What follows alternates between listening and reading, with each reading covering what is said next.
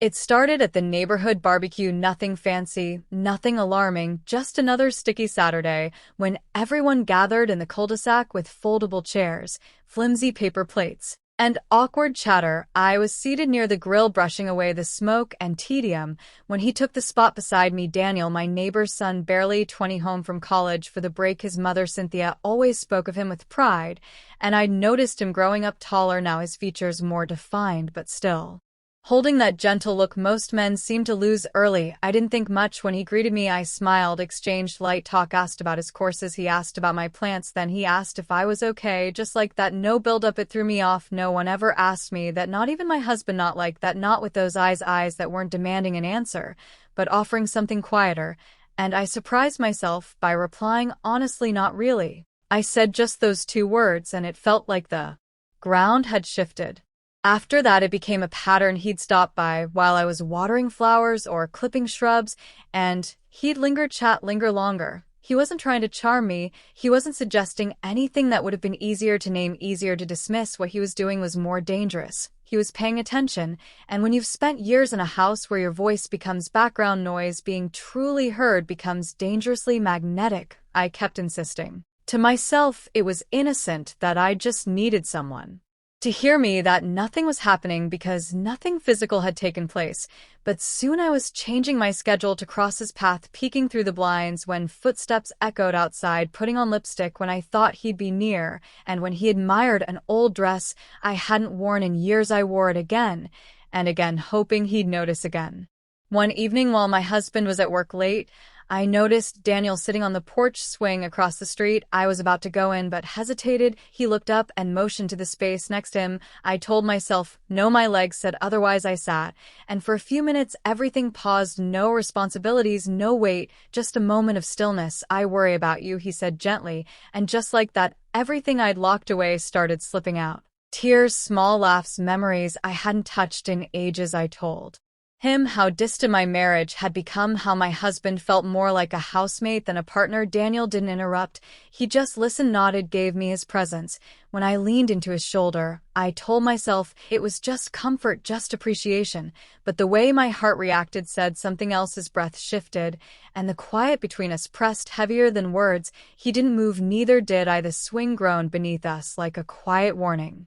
It didn't go any further that night. It didn't need to. The guilt hit the moment I stepped inside. I hadn't technically done anything wrong, but my feelings were already somewhere they shouldn't be. I began avoiding him, drew the curtains, altered my routines. My husband didn't notice the change. He rarely did, and maybe that was what broke me most, that the man I shared a bed with never noticed me slipping away, while the boy across the road had made me feel alive again.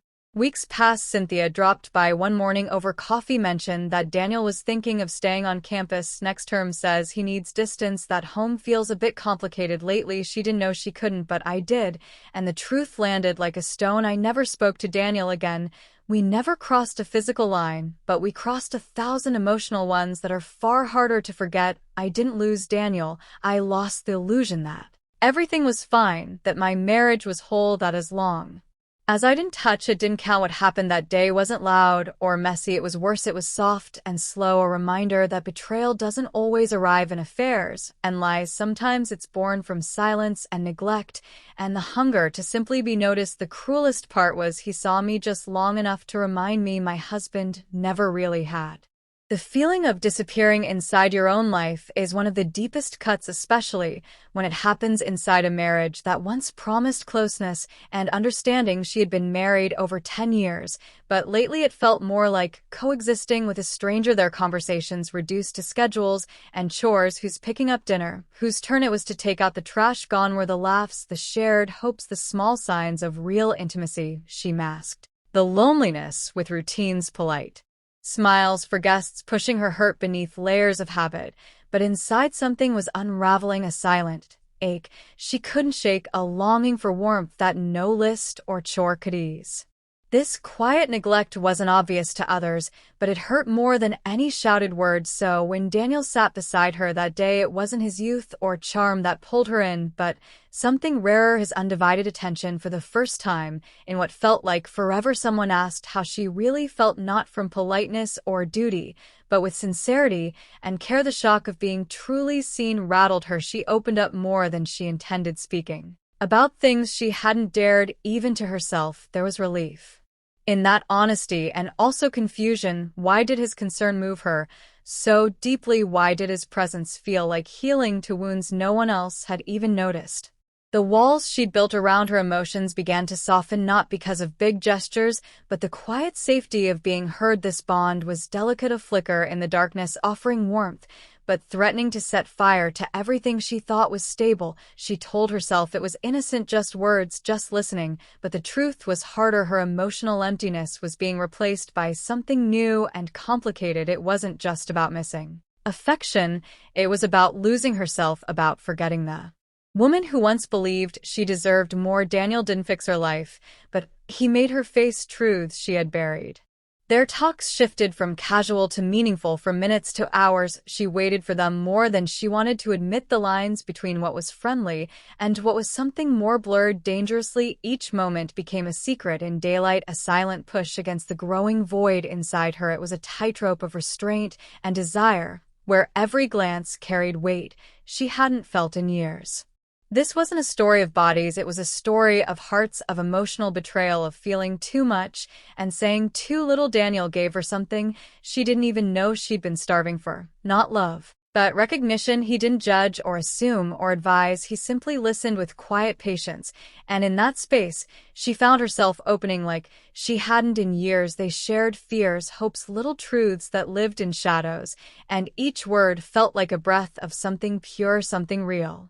The line between them faded slowly, not in passion but in connection. The guilt clawed at her, because she knew what she was risking, yet the emptiness back home felt so endless that his company became irresistible. It wasn't about lust, not really, it was about being valued, not as a role, but as a whole person. Daniel reminded her of who she was and who she used to be. Their stolen minutes came at the cost of silence, and neglect endured for so long, and each moment left her torn between comfort and sorrow. She asked herself endlessly if she was wrong, if this was betrayal. But when he looked at her like she mattered, the questions seemed to vanish. They shared no secrets behind doors, but the bond between them was real. It became her fragile anchor, her quiet rebellion against the life she no longer recognized. She feared what would happen if it came out, but feared more what she'd feel if it disappeared. Her feelings tangled deeper, shame, longing, fear, none of which could be spoken aloud. Daniel never pushed, never crossed the line, and that restraint made the space between them feel even more dangerous. The unspoken tension, heavy with things they never said. She knew what she wanted wasn't him exactly, but the reflection he gave her, a sense of being seen, cared for, desired. The comfort he brought healed and hurt all at once, peeling back the facade she'd worn for years. The love she thought she still had was now just a memory, and what was left was a hunger no one else seemed to see.